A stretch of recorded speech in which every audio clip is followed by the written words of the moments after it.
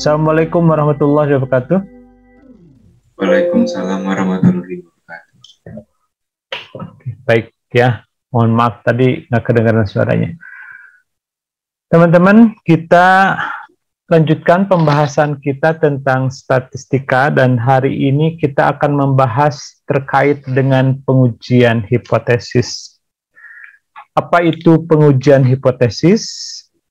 Pengujian hipotesis itu terkait dengan parameter nantinya. Baik ya, jadi kita akan berbicara tentang pengujian hipotesis, berarti kita akan pahami dulu apa itu hipotesis ya.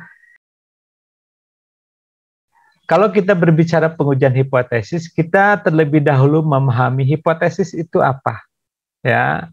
Hipotesis dalam bahasa sederhana tiada lain adalah dugaan sementara yang akan kita buktikan kebenarannya.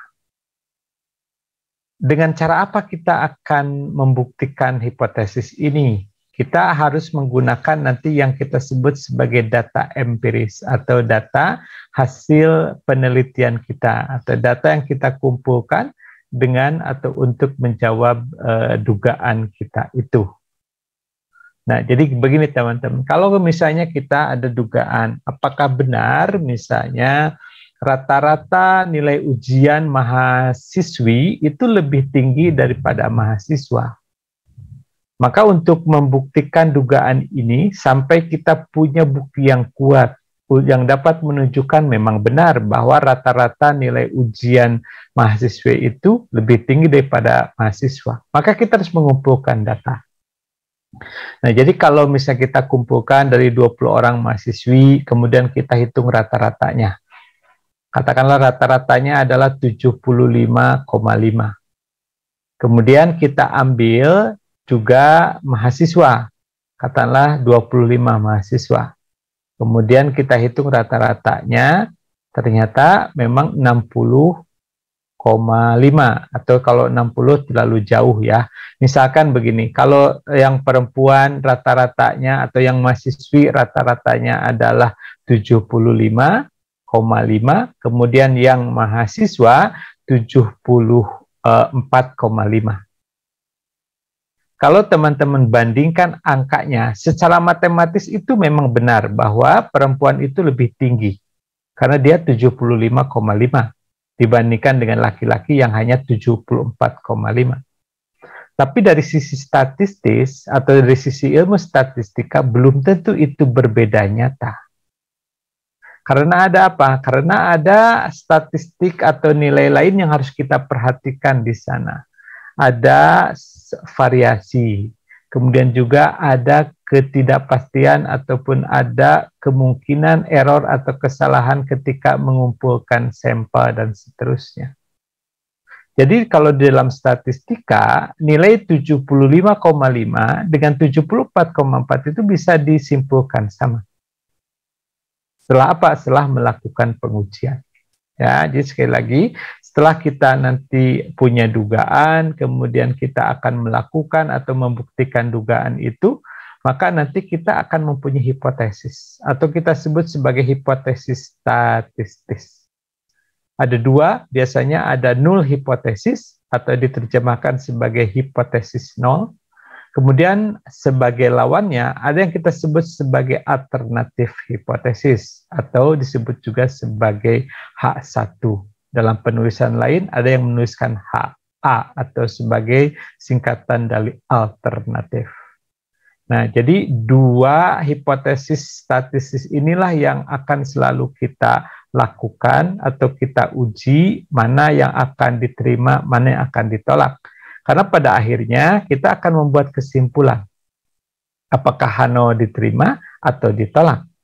Kalau H0 diterima berarti kita menolak hipotesis alternatif atau H1-nya. Kalau misalnya kita menolak H0, berarti kita menerima yang alternatifnya. Demikian dan seterusnya.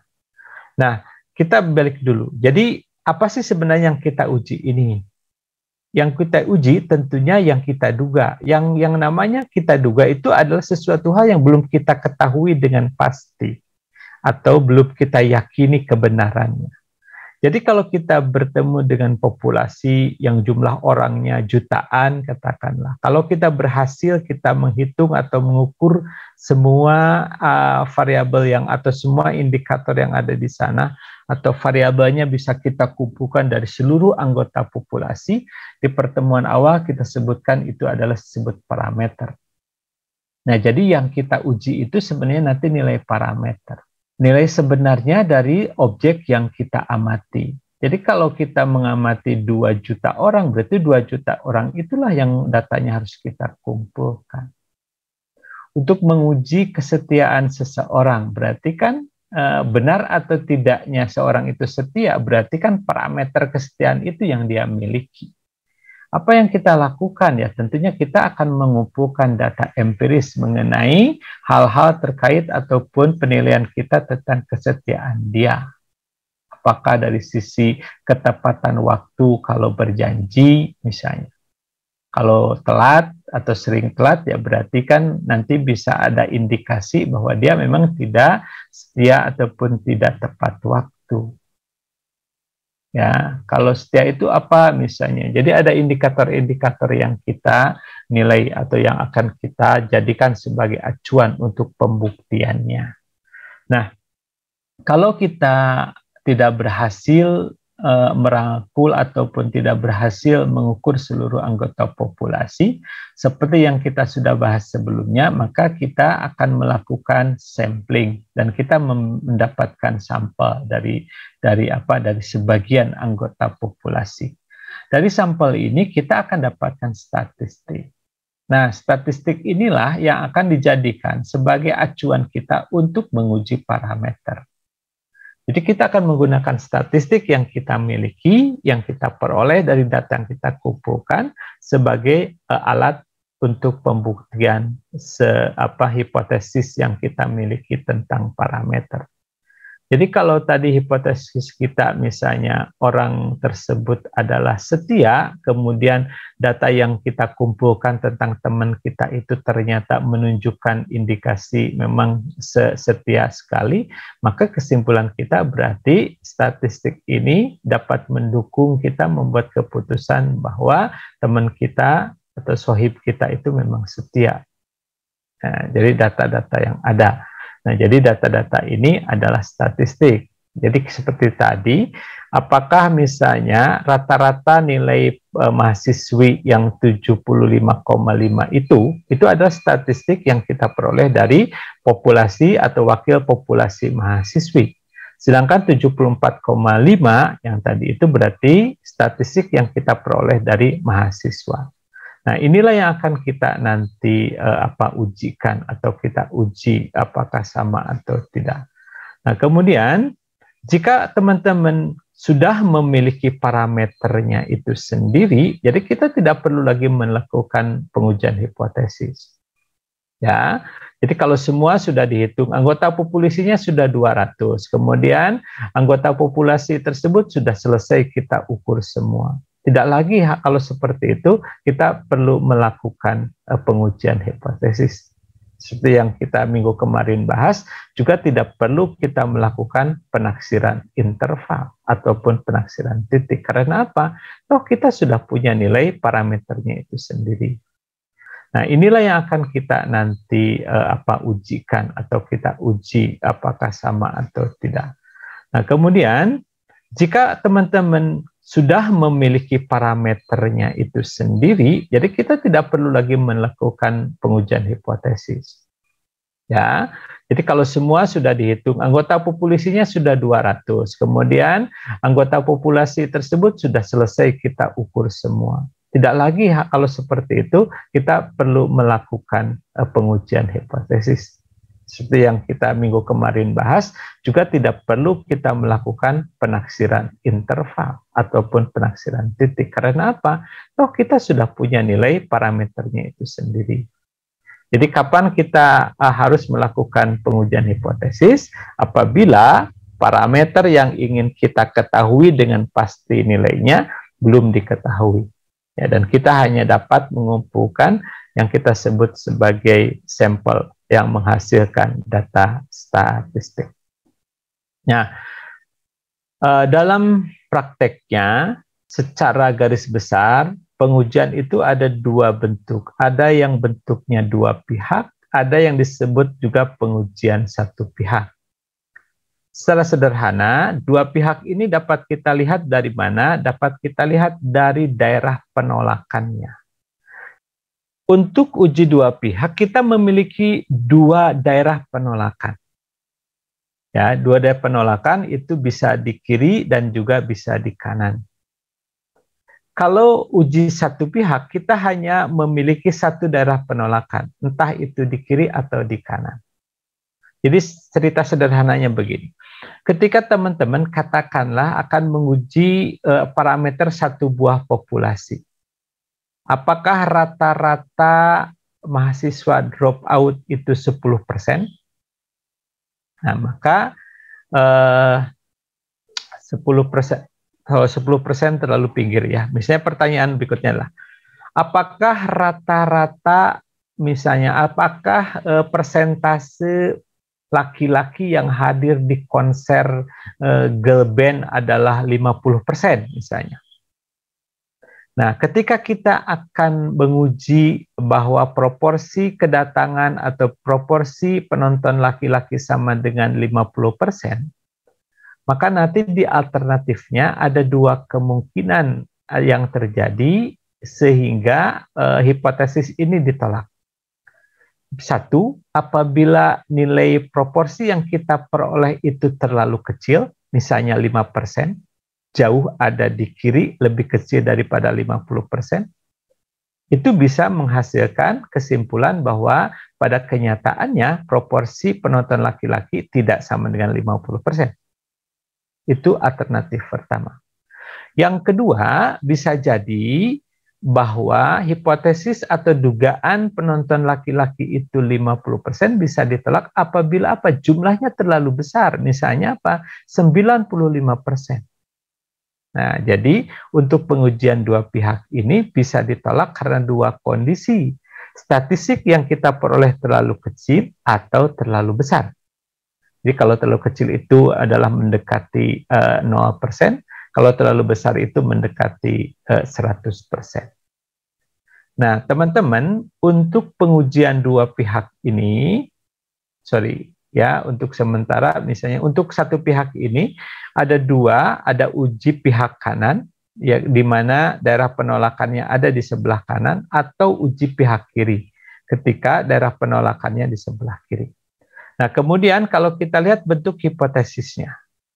Bentuk hipotesisnya untuk yang uji dua pihak adalah H0 sama dengan theta sama dengan theta 0. Ini untuk pengujian satu parameter ya, atau satu nilai dari satu buah populasi. Jadi seperti tadi, misalnya bahwa proporsi sama dengan 50%. Berarti kita hipotesiskan terhadap satu nilai tertentu. Nah, angka sama dengan inilah yang menunjukkan bahwa ini ciri daripada pengujian yang kita lakukan adalah pengujian dua pihak. Lawannya, kalau pengujian dua pihak ini adalah tidak sama dengan.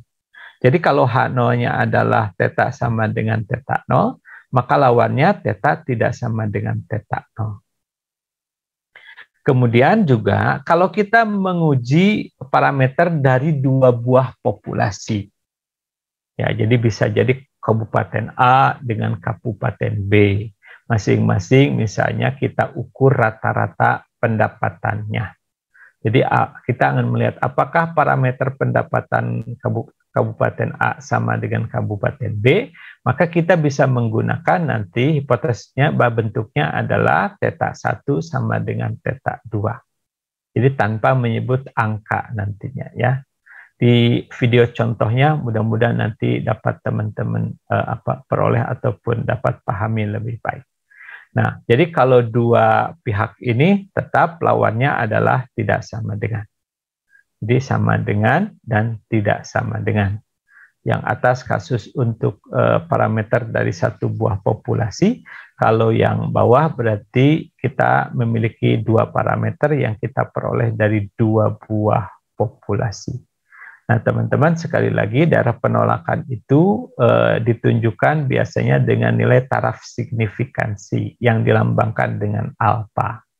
Alfa itu seperti yang kemarin sudah kita pernah bahas di penaksiran interval atau penaksiran parameter. Alfa itu menunjukkan taraf signifikansi yang nilainya itu secara umum atau umumnya diambil sebesar ada yang 5%, ada yang 1%. Ya, jadi kalau ada dua daerah penolakan, berarti total dari kedua daerah tadi adalah sebesar alfa yang kita ambil. Jadi kalau kita ambil 5%, berarti di daerah penolakan di kiri seluas 2,5%, di kanan 2,5%. Nah, bagaimana bentuk pengujian untuk pengujian satu pihak? Kalau uji pihak kanan berarti H0-nya itu theta lebih kecil sama dengan theta 0. Oke, jadi kalau daerah penolakannya ada dua, untuk yang dua pihak, yang satu pihak satu, dan ini tadi kita sebutkan uji pihak kanan, ini uji pihak kiri ya. Nah, bentuk hipotesisnya untuk yang dua pihak H0-nya adalah theta sama dengan theta 0, versus atau lawannya adalah H1 theta tidak sama dengan theta 0. Kalau untuk dua pihak itu tadi yang seperti kita bicarakan, H0-nya theta 1 sama dengan theta 2, lawannya adalah theta 1 tidak sama dengan theta 2. Jadi sekali lagi untuk dua pihak ini yang kita pergunakan tanda matematisnya adalah sama dengan dan tidak sama dengan. Oke, jadi bentuk uji hipotesis untuk uji pihak kanan berarti H0 theta lebih kecil sama dengan theta 0, sedangkan untuk lawannya adalah H1 theta-nya lebih besar dari theta 0. Nah, jadi kalau untuk pihak kiri adalah kebalikannya, H0-nya adalah theta lebih besar sama theta 0, kemudian lawannya adalah H1 theta lebih kecil theta 0. Teman-teman tolong diperhatikan, jadi ya, kalau kita melakukan pengujian satu pihak, kita perhatikan alternatifnya. Jadi uji pihak kanan itu kita akan tolak H0 atau menerima H1 itu apabila nilai theta yang kita dapatkan dari data empiris itu sangat besar ataupun besar ya. Kemudian kalau untuk uji pihak kirinya berarti kita akan menolak H0 apabila apabila theta yang kita miliki itu nilainya lebih kecil ataupun jauh lebih kecil daripada theta 0 yang kita jadikan sebagai acuan. Nah, teman-teman, kalau untuk dua pihak hampir sama, hanya kita ganti aja theta-nya menjadi theta 1 sehingga kita punya theta 1 dan theta 2. Pada prinsipnya sama, ya, jadi kalau misalnya untuk untuk katakanlah uji pihak kanan, maka kita akan menolak hipotesis theta 1 lebih kecil dari theta 2 apabila apabila theta 1 nilainya sangat besar dibandingkan dengan theta 2 atau lebih besar dari theta 2. Nah, teman-teman, dari ketiga bentuk hipotesis ini tolong perhatikan baik-baik bahwa di H0 selalu akan ada tanda yang menyiratkan sama dengan. Untuk yang dua pihak yaitu theta sama dengan theta 0 maupun yang satu pihak yaitu theta lebih kecil sama dengan theta 0 atau H0-nya theta lebih besar sama dengan theta 0. Jadi sekali lagi tolong catat baik-baik bahwa penulisan untuk atau pendefinisian untuk hipotesis 0 harus selalu menyiratkan tanda sama dengan. Ya. Nah, apa yang diuji parameternya? Ada parameter bisa rata-rata, bisa proporsi, bisa varian atau simpangan baku, kemudian juga bisa koefisien regresi, dan ada juga bisa koefisien korelasi. Nah, sedangkan untuk distribusi dari statistik uji yang kita miliki nantinya bisa ada distribusi Z ya atau normal baku Z, kemudian juga ada T student, kemudian ada C kuadrat, dan juga nanti bisa saja teman-teman juga menggunakan distribusi F ya. Kalau Z itu seperti kita kemarin di dalam penaksiran nilai parameter, apabila simpangan baku populasi diketahui, maka kita mempergunakan nilai Z. Apabila tidak, kita menggunakan nilai T. Kapan kita melakukan pengujian dengan menggunakan distribusi C kuadrat? Nah, teman-teman juga sudah belajar sebelumnya, yaitu ketika kita katakanlah untuk menguji hubungan yang menggunakan tabulasi silang. Kalau distribusi F kita pergunakan bisa dalam pengujian ANOVA ya, atau ANAPA seperti itu. Oke, teman-teman, silakan kalau ada pertanyaan sebelum saya tutup. Nanti saya akan memberikan link video, ada rasanya lebih dari 2, bisa 3, bisa nanti 4 kalau ada saya berikan tambahan lagi mengenai pengujian hipotesis. Nah, kenapa ini penting? Sekali lagi, karena di tugas akhir biasanya akan selalu mengadakan pengujian hipotesis. Tapi catat, pengujian hipotesis dilakukan apabila data teman-teman itu merupakan data sampel.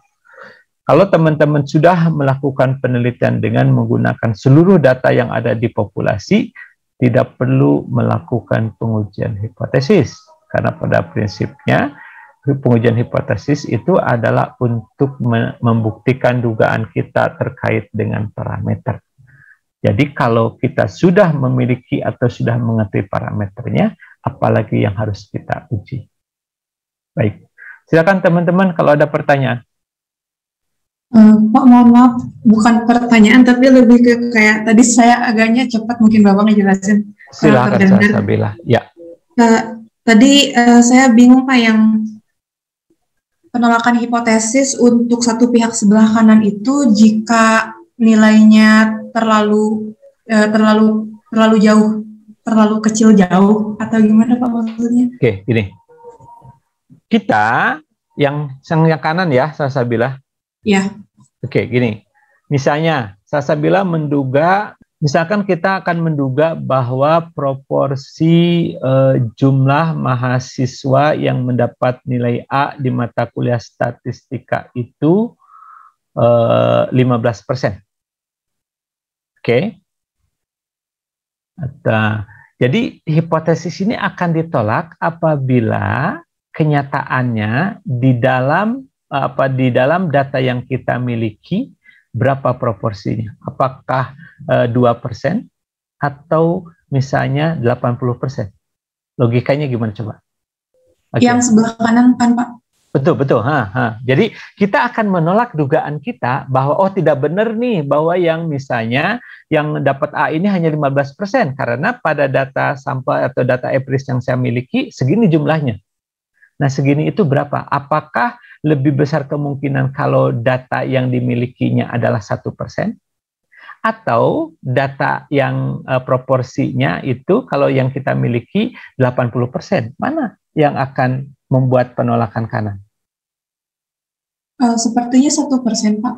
Nah, 1% kenyataannya lebih kecil dari 15% nggak? Iya. Lebih kecil. Lebih kecil. Oke, kalau hipotesis kita sama dengan, berarti mau 1%, mau 80% itu tetap akan bisa kita tolak. Pada kenyataannya seperti itu. Nah, tapi kalau pihak kanan itu kan bentuknya gimana? H0 theta lebih kecil sama dengan theta 0. Lawannya adalah H1 theta lebih besar dari theta 0. Oke, sekarang saya tanya. Patokan kita berapa persen? Mau 20% aja, misal 20% ya. Kalau misalnya kita punya ingin melakukan pengujian dengan pihak kanan dengan patokan 20%, berarti kita milikannya kan H0 proporsi lebih kecil sama dengan 15%, 20%. Lawan theta ataupun misalnya proporsi lebih besar dari 20%. Sekarang misalnya Salsabila punya data. Berapa persen yang diperoleh misal? Misalnya 12%. 12%. Terlalu dekat lah 12%, atau misalnya ke 5% saja ya. Oke, saya nanya sekarang. 5% itu lebih kecil dari 20% atau lebih besar? Lebih kecil, Pak. Lebih kecil. Dia ada di daerah H0 atau di daerah H1? Di daerah H0. H0. Nah, jadi kapan saya akan mendapatkan bagaimana statistik saya yang bisa jatuh di H1? Apabila bagaimana? Berarti H0-nya ditolak, Pak, karena terlalu kecil dari 20%, 5%. Betul, makanya kalau tadi kan Salsabila dapatnya 5%, pasti jatuhnya di H0. Kalau saya dapatnya 20%, karena acuan kita 20%, berarti ada di mana? Masih di H0 kan? Ya, H0 kan? Sama dengan. Tetapi apabila ternyata saya kumpulkan datanya, ternyata yang dapat A itu 50%. Saya ada di mana daerahnya? Ada di H1, Pak. H1. Berarti H1 itu ataupun penolakan ini, penolakan sebelah kanan itu akan terjadi apabila kita memperoleh nilai atau statistik itu lebih besar dari acuan kita. Kalau uji sepihak kanan ya. Nah, jadi dengan kata lain bahwa itu tadi yang tadi Salsabila bilang bahwa H0 akan kita tolak apabila kita memperoleh statistik yang jauh lebih besar daripada nilai yang dihipotesiskan. Nangkep ya? Iya, Pak. Okay. Sama. Makasih. Baik, Pak. Ada pertanyaan lagi? Nah, silakan nanti mudah-mudahan di video yang sudah saya siapkan sudah bisa ada angka-angka yang bisa lebih dipahami. Silakan teman-teman yang lain, ada yang bertanya ataupun ada yang menyampaikan sesuatu. Jadi setelah ini silakan teman-teman untuk memperdalam dan memahami sendiri dan mempraktekkan dengan data yang dimiliki lah, kira-kira seperti itu. Sekali lagi terima kasih banyak, mohon maaf kalau ada kesalahan-kesalahan yang terjadi dalam penyampaian materi ini. Sekali lagi, mudah-mudahan itu semua menjadi menambah pemahaman teman-teman semua. Wassalamualaikum warahmatullahi wabarakatuh. Waalaikumsalam warahmatullahi wabarakatuh.